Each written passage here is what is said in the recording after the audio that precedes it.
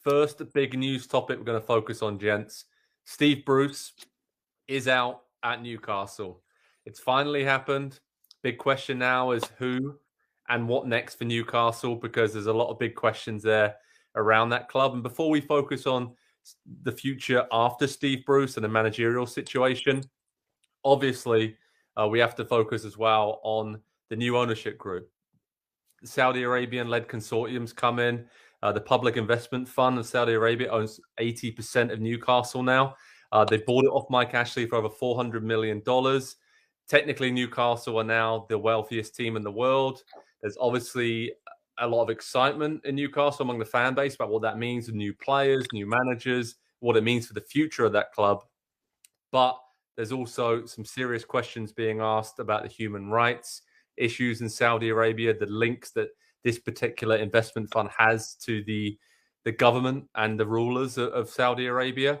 But the Premier League have released a statement which Rebecca Lowe, Robbie Earle, and Tim Howard talked about a lot on our Premier League Mornings live show, which I would definitely point everyone towards as a great explainer as to the situation behind the scenes at Newcastle. But essentially what I want to point out is that the Premier League have received legal assurances that the country of Saudi Arabia will not be involved at all in the control of Newcastle Football Club.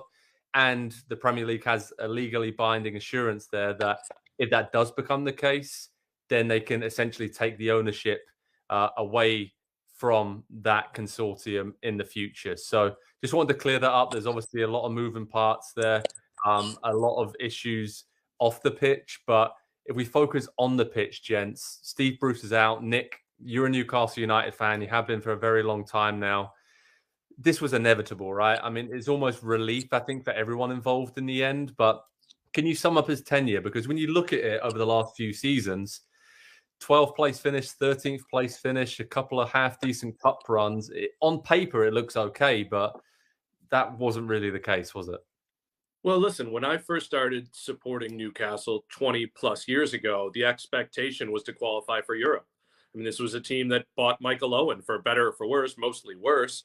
This was a team that had some very, very good players. And apart from a Europa League run under Pep Guardiola, Alan Pardew, there's been very little. And I think the biggest thing when we talk about the on the field, the biggest thing to take away from this is Mike Ashley was not good for the club. He did not spend money. He rarely spent money. When he did, it was, it was cost him Rafa Benitez, sort of.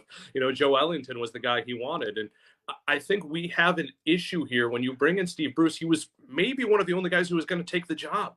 They interviewed so many people and they landed on him. And that's why I always had a great sense of sympathy for him. He loved Newcastle growing up. He seems like a guy you want to have a beer with and just talk about the game and maybe watch a game with. But do you want him trusting over your relegation battle? No, you don't at all.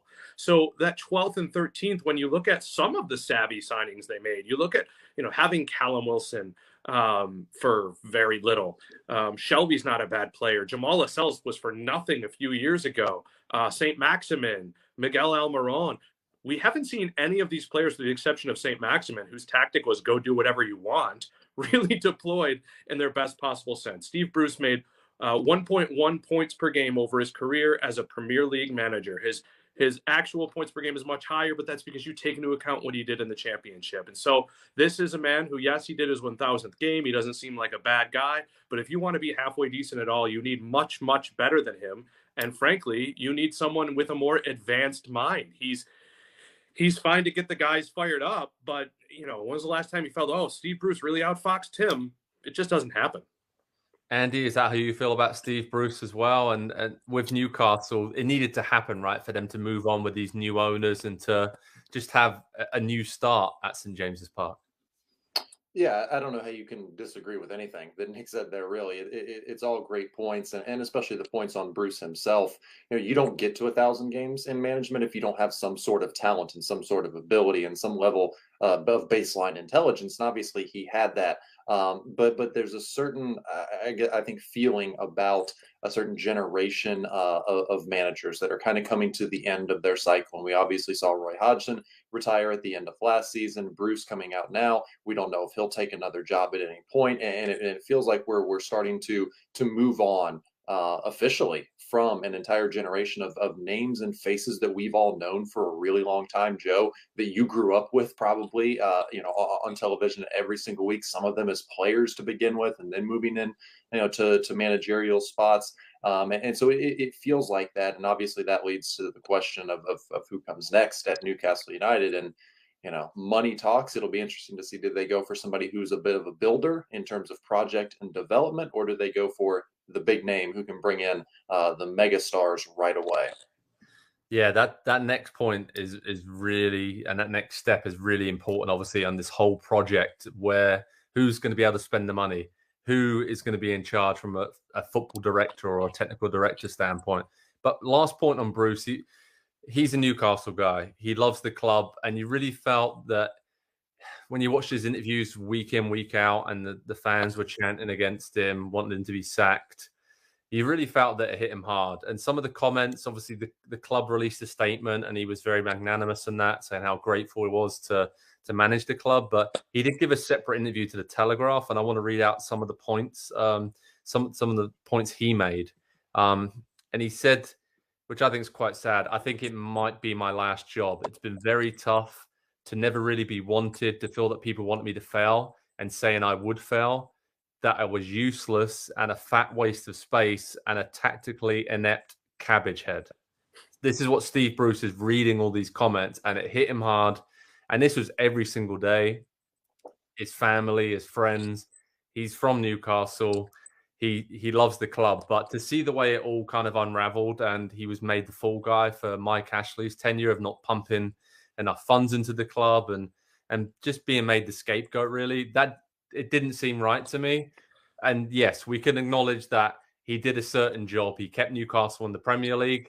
And you have to say that allowed them to be bought, because if they were in the Championship right now, I don't think that deal would have gone through with the takeover. So there's a certain amount there that you can say he did a decent job for the resources he had, but it's time to move on. So, Nick, let's talk about moving on. Let's talk about who is next. A lot of big names, like Andy said, are coming in, but who would you like to see next as a Newcastle United fan? And realistically, right now, who do you think will come in? That's the big question. I look at a lot of the guys that I'd be interested in getting who have Premier League experience, who might want the project, and I see them in the Champions League and in the Europa League. And, a name that kept popping up a little bit, and I said, that'll never happen. He's not living Villarreal. Wouldn't you love to see Unai Emery maybe get another chance at a club like Newcastle?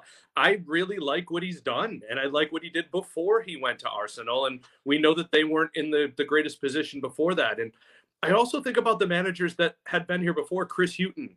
And if you look at a club like Newcastle and the expectation with them, it's that sometimes you're going to sell guys. You're going to sell players because you're not quite in that, Liverpool, Man City, Chelsea money echelon. But you can also look at the guys they've sold because they weren't even in the Newcastle echelon that we remembered. This still could have been a team as recently as 4 or 5 years ago when they brought in Wijnaldum and Moussa Sissoko to take over for Johan Cabaye. And they sold Demba Ba and Papi Cisse, and they had St. Maximin. Wijnaldum was so much fun. I think he had 4 goals against Norwich City at one point for Newcastle. They have sold a lot of players. The minute that Jamal Lascelles got good, the talk was, are they going to sell him? The minute that Sean Longstaff had a promising start, and maybe they should have sold them to Manchester United for all that money, but they weren't keeping these guys. And so bring in a manager who knows what he's doing. And as much as I hate when I hear Ole Gunnar Solskjaer do this, bring in someone who's going to talk about restoring Newcastle to where they are and stop treating them like a second-class citizen, a team that should go down at any point. Talk about Newcastle the way we talk about Aston Villa and Everton, as find that next level. And so, I just want somebody who's going to buy in immediately to building and starting a project.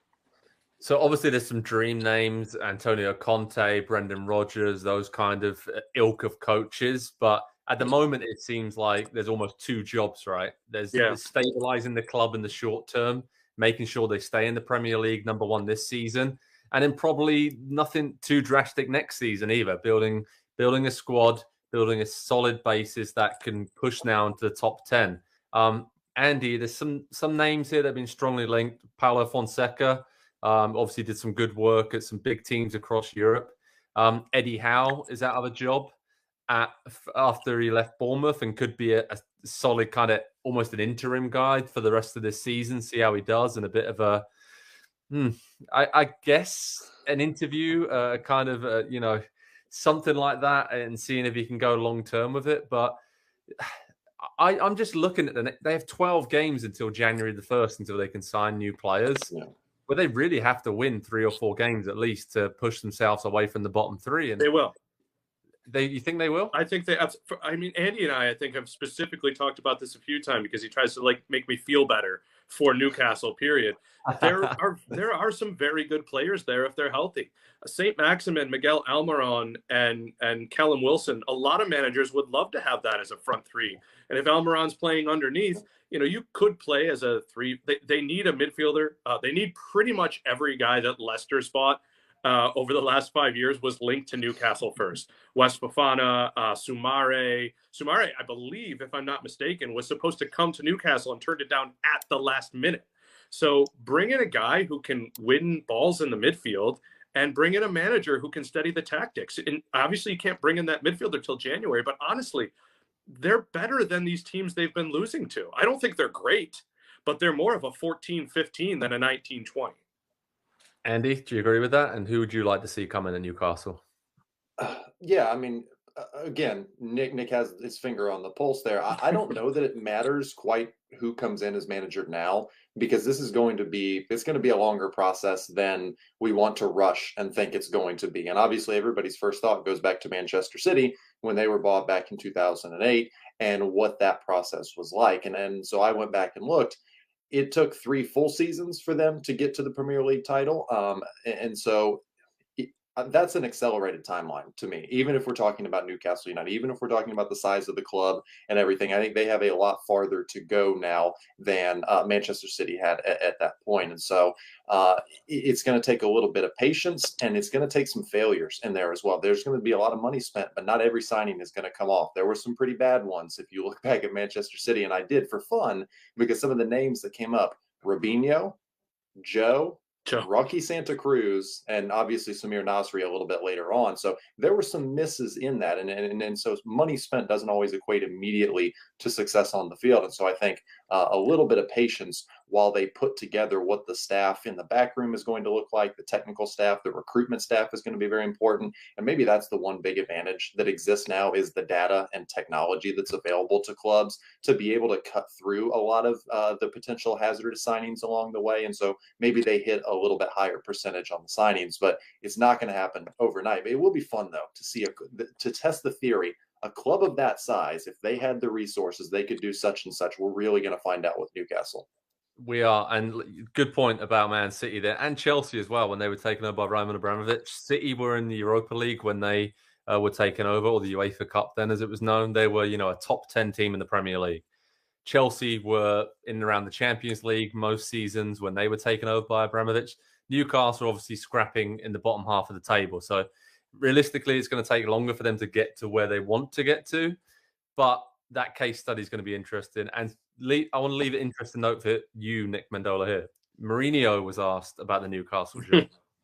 And he said, I'm really happy here at Roma, but I just want to let you know I have an emotional connection with Newcastle United, because he was Sir Bobby Robson, his assistant for a long time in his career, and he gets the club. And I feel like he's just laying a few seeds there, just in the minds of these new owners that, hey, I'm around. I'm Mourinho. I've won everything. So you wouldn't put it past him to be turning up at St. James's Park, I don't think. And if maybe a year's time after they go through the first manager, then it's going to be fun from the footballing perspective, isn't it, Nick? Last word to you as a long-suffering Newcastle fan. Yeah, it's a conflicting time. You get excited about it. He's, on the Mourinho point, he's the sort of guy they need now to do what Rafa did and buckle down and hit people on the counter. But, I just hope that through all of this, that it's not lost how good this club was, how much this club meant to the northeast of England. When I first really started following them, there were comparisons to the city I'm in. People talked about the Buffalo Bills of the Premier League, which obviously the Bills are good now, so maybe we're seeing a turnaround. But I just hope that when this club does regain its glory, if it does, as we saw with Leeds getting good again and Aston Villa getting good again, it will feel a little bit like a sort of rightful place. And I just think of all the players that were, Graham Carr was a chief scout for a while, and you would read a transfer rumor, and Mike Ashley wouldn't pay the fee for, say, Alexander Lacazette was linked for Newcastle for 2 years, and he went somewhere else and he did great. Just give the club a puncher's chance to do well, let alone the richest ownership group in the world. So I think the fans deserve some winning, and I just hope they are gracious about it.